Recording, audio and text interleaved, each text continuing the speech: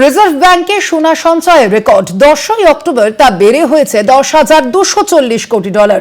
তবে সোনার পরিমাণ তেমন বাড়েনি। দাম বৃদ্ধিতে ডলারের অঙ্কে সঞ্চয় বাড়ার তথ্য সামনে আসছে। রিজার্ভ ব্যাংকে সোনা সঞ্চয়ে এবার রেকর্ড।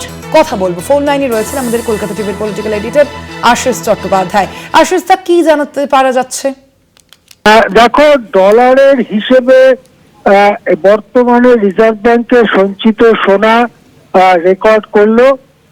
সেই সোনার দাম হয়েছে 10,240 কোটি ডলারের মতো। কিন্তু মজাটা হচ্ছে যে সোনার পরিমাণ বাড়েনি, যেহেতু সোনার দাম রকেট গতিতে বেড়েছে গত কয়েক মাসে, এবং কেবলমাত্র 2025 ক্যালেন্ডার ইয়ারের এই যে 9.5 মাস গেছে, তার মধ্যেই সোনার দাম 65% বেড়েছে।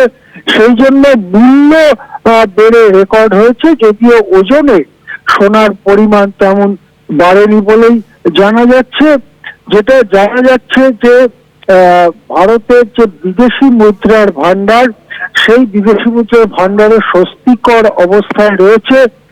প্রায় 69,000 কোটি ডলার রয়েছে বিদেশি মুদ্রার ভান্ডার।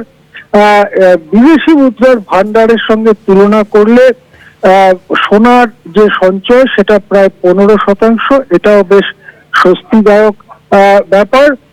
তবে সোনার দাম যে হারে চড়ছে তাকে কিছুটা রোধ করবার জন্য বাজারে রিজার্ভ ব্যাংক সোনা ছাড়তে পারে। সেক্ষেত্রে সোনার যোগান কিছুটা বাড়লে সোনার দামে কিছুটা